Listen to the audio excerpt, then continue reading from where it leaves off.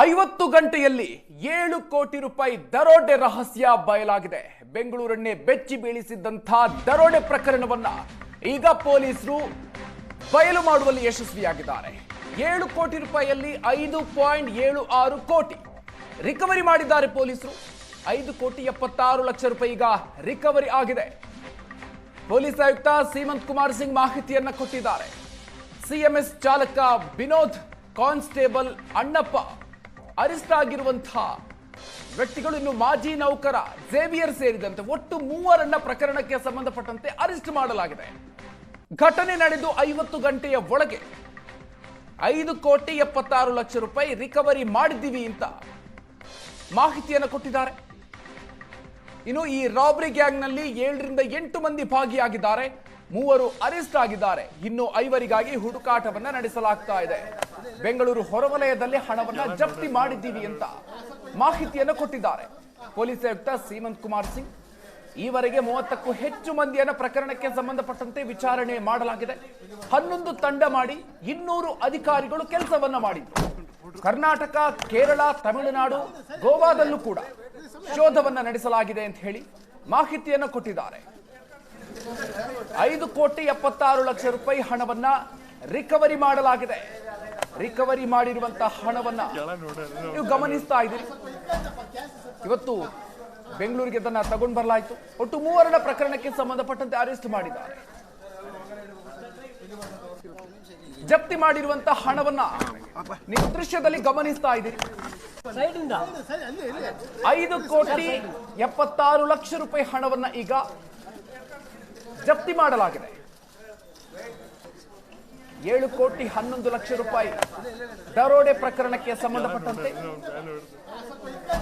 ಈಗ 5 ಕೋಟಿಯಷ್ಟು ಹಣವನ್ನ ಈಗ ಜಪ್ತಿ ಮಾಡಲಾಗಿದೆ. 50 ಗಂಟೆಯಲ್ಲೇ ಈ ಒಂದು ಪ್ರಕರಣದ ರಹಸ್ಯವನ್ನ ಭೇದಿಸುವಲ್ಲಿ ಪೊಲೀಸರು ಯಶಸ್ವಿಯಾಗಿದ್ದಾರೆ. 5.25 ಕೋಟಿ ಹಣ ಈಗಾಗಲೇ ರಿಕವರಿ ಆಗಿದೆ. ಪ್ರಕರಣಕ್ಕೆ ಸಂಬಂಧಪಟ್ಟಂತೆ 3 ಅರೆಸ್ಟ್ ಆಗಿದ್ದಾರೆ. 7 ರಿಂದ 8 ಜನರು ಈ ಒಂದು ಪ್ರಕರಣದಲ್ಲಿ ಭಾಗಿಯಾಗಿರುವಂತಹ ಶಂಕೆ ಇರೋದು. ಹೀಗಾಗಿ ಇನ್ನೂ ಕೂಡ 5ರನ್ನ ಅರೆಸ್ಟ್ ಮಾಡಬೇಕಾಗಿದೆ. ಸೊ ಅವರ ಬಗ್ಗೆ ಕೂಡ ಈಗಾಗಲೇ ಮಾಹಿತಿಗಳನ್ನ ಕಲೆ ಹಾಕಲಾಗಿದೆ ಅಂತ ಹೇಳಿ ಪೊಲೀಸ್ ಆಯುಕ್ತರು ಮಾಹಿತಿಯನ್ನು ಕೊಟ್ಟಿದ್ದಾರೆ. ರಿಕವರಿ ಮಾಡಿಕೊಂಡು ಬಂದಿರುವಂತಹ ಸಂದರ್ಭದ ದೃಶ್ಯ, ಮತ್ತೊಂದು ಕಡೆಯಲ್ಲಿ ರಿಕವರಿ ಆಗಿರುವಂತಹ ಹಣವನ್ನ ಜೋಡಿಸ್ತಾ ಇರುವಂತಹ ಸಂದರ್ಭದ ದೃಶ್ಯವನ್ನ ಕೂಡ ನೀವು ಗಮನಿಸ್ತಾ ಇದ್ದೀರಿ.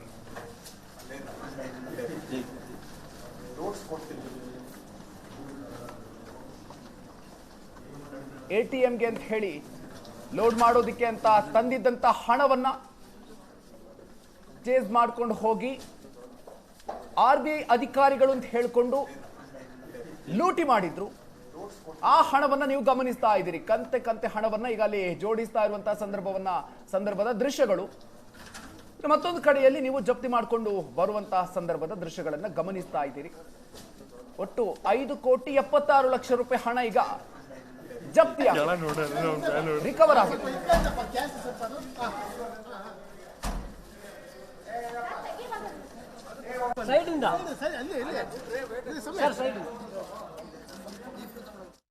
ಅಂದ್ರೆ ಅಕ್ಯೂಸ್ಡ್ ಗಾಡಿಗೆ ನಾವು ಹಿಡಿಲಿಕ್ಕೆ ಆಗಿಲ್ಲ 6 ದಿವಸ. ಇದರಲ್ಲಿ ಈ ಪ್ರಕರಣದಲ್ಲಿ ನಮಗೆ ತುಂಬಾ ಚಾಲೆಂಜಸ್ ಕೂಡ ಆಗಿತ್ತು.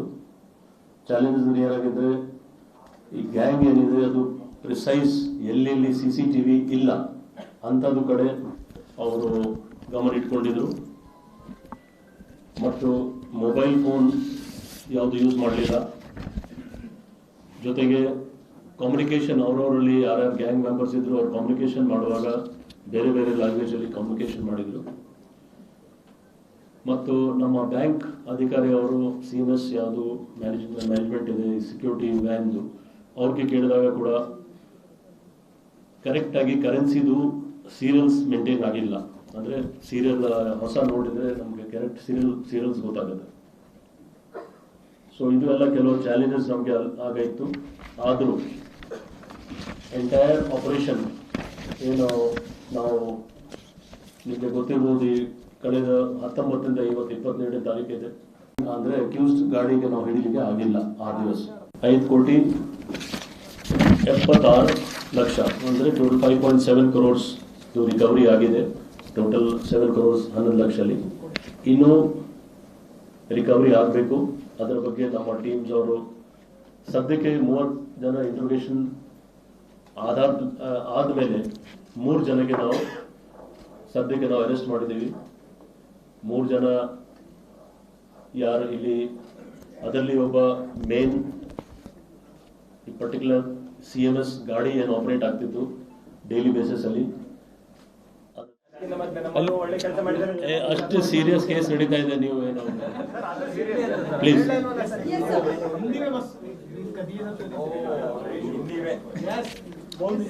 ಆ ಕೇಸ್ದು ಡಿಟೇಲ್ ಗೊತ್ತಾಯ್ತು.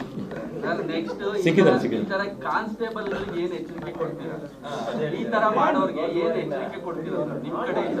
ಇದು ಬಹಳ ಸೀರಿಯಸ್, ಕೇಳಿ ಇದು ಬಹಳ ಸೀರಿಯಸ್ ಇಶ್ಯೂ ಇದೆ. ಕಾನ್ಸ್ಟೇಬಲ್ಗಲ್ಲ, ನಮ್ಮ ಡಿಪಾರ್ಟ್ಮೆಂಟ್ ಅಲ್ಲಿ ಯಾರು ಇರಲಿ, ಅವರು ಮೇಲಧಿಕಾರಿ ಇರಲಿ, ಹಿರಿಯರು ಸಿಬ್ಬಂದಿಯವರಲ್ಲಿ, ಇದು ಒಂದು ಕ್ರಿಮಿನಲ್ ಆ್ಯಕ್ಟ್ ಇದೆ. ಇದರಲ್ಲಿ ಯಾವುದು ಕ್ಷಮೆ ಮಾಡಲಿಕ್ಕೆ ಅಥವಾ ಯಾವುದು ಸ್ಕೋಪೇ ಇಲ್ಲ. ಸೊ ಖಂಡಿತ ಆ್ಯಕ್ಷನ್ ತಗೊಳ್ತೀವಿ, ಯಾಕಂದರೆ ಇದು ತುಂಬ ಸೀರಿಯಸ್ ಇದೆ. ಇಂಥ ಒಂದು ನಮ್ಮ ರಾಜ್ಯದಲ್ಲಿ ಮಾತ್ರ ಅಲ್ಲ, ರಾಷ್ಟ್ರದಲ್ಲಿ ಒಂಥರ ಒಂದು ನ್ಯೂಸ್ ಈ ಥರ ಆಯಿತು. ಇದರಲ್ಲಿ 6-7 ಆರೋಪಿ ಪೈಕಿ ನಮ್ಮವರು ಇದ್ದಾರೆ. ಇದು ಭಾಳ ಒಂದು ನಮಗೆ ಒಂದು ಸೀರಿಯಸ್ ಒಂದು ಇಂಟ್ರೋಸ್ಪೆಕ್ಷನ್ ಮಾಡಬೇಕಾಗಿದೆ.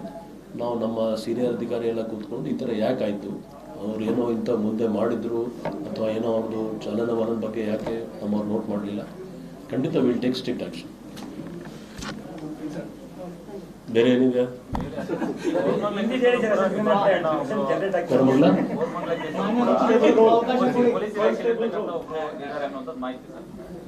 ಇನ್ನು ಮುಂದಕ್ಕೆ ಯಾರು ಮಾಡಿದ್ರೆ ಖಂಡಿತ ಅವ್ರ ಬಗ್ಗೆ ನಾವು ಬೇರೆ ವ್ಯವಸ್ಥೆ ಮಾಡ್ತೀವಿ. ये प्रकरण कैसे आपने इसको क्रैक किया सर?